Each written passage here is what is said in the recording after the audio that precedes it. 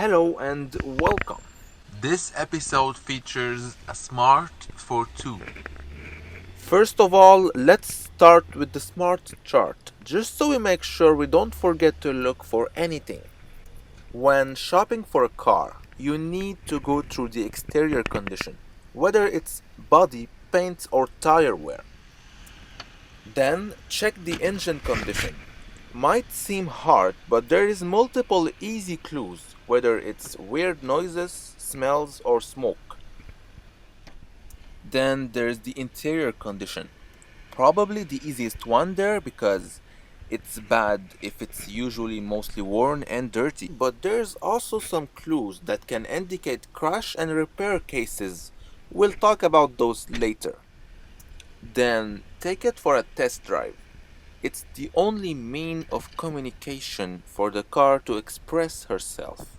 Finally, check the mileage. It's the moment you're most familiar with the car.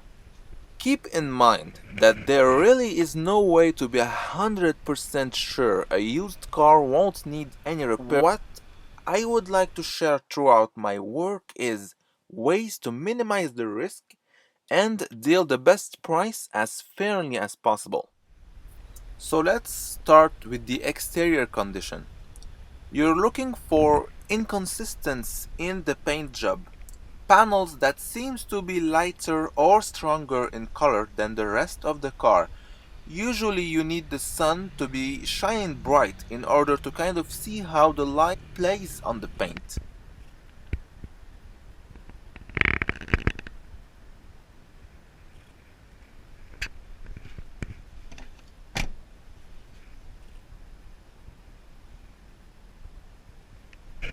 Now let's get our attention over the body condition. As always, this should be the most obvious part. When you're walking around the car, look for any dings, broken parts, scratches, rust, inconsistent alignment in between the hood, panels, bumpers, and doors. The wheels and tires. First of all, look and see if all four tires are the same make and model. Then, take a penny and insert it in between the tire tread. It will give you a rough estimation. And finally, check the rims for scratches, pothole damage, and faded paint. Moving on to the engine condition. That's it. Start it up and listen. Ideally, a cold start is the best way for checking an engine. If it's too rough, you know it's usually packing a big load of mileage. And try and listen for any weird ticking sounds, odd rattle, or knocking noise.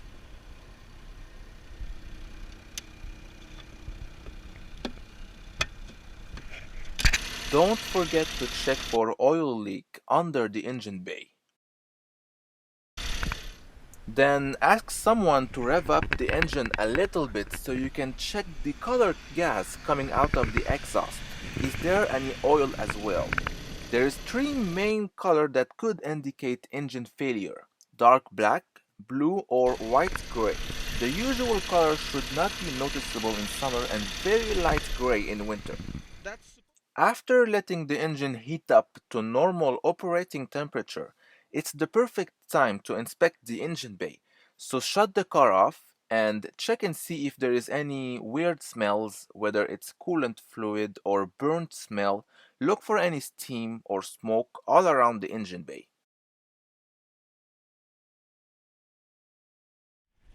Let's move on to the third part from the investigation: interior condition. Look for any interior wear mark. This kind of cars, the mileage plays a big part in their values. So what we need to do is find clues all around that can justify the mileage. not so bad. The seat seems very small, but it is comfortable, at least for a short term kind of a drive. I wouldn't consider this car on a long term drive. Forget it. Even on a short drive, it's not comfortable. I can't even stand it anymore. We talked earlier about clues indicating a crash and repair case. It's mainly the seat belts mixed with black mechanic kind of dirt.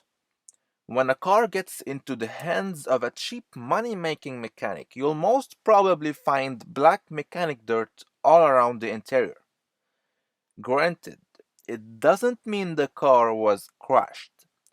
The car might simply be in for cheap maintenance. A crash and repair case is most usually given away by the seat belts. See, seat belts are made in a specific way so they lock when the car gets into a crash, and they have to be replaced. They are kind of expensive to buy directly from the dealer because they usually come as a full kit because of safety measures, which makes it the perfect black market item, usually stolen parts. This is where it gets interesting. Parts on the black market aren't handled with all due care and attention. Once they have been removed from stolen cars, they are basically thrown away, waiting for customers. Meanwhile, those parts accumulate dirt, rust, and all kind of nasty stuff.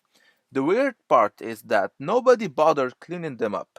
That's the best explanation I was able to come up with after witnessing numerous recent cars with seatbelts in terrible states. In this case though, the seatbelts are crystal clean. All good. Moving on to windows and sunroof. Check if all the windows are working properly, open them up and close them down.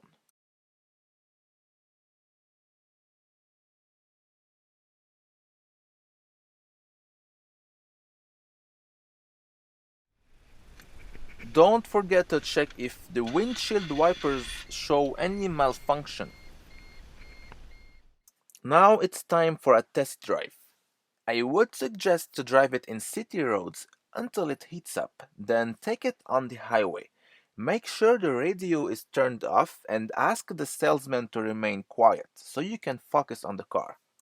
After going through that smart chart thoroughly, you really should begin to have an idea on the actual mileage of the car, so check it out at the very end of your investigation. If the shown number makes you uncomfortable, walk away or try and get the best deal as fairly as possible. Don't forget to check and see if there is any cluster light indicating needed maintenance. On the dash, there is something weird. Minus 999. I don't understand. When I switch off the car, it says 100,000. When I start the car, minus 999. I don't know if somebody tried to tamper with the mileage on the car. I'll thank you for watching and hope you enjoyed.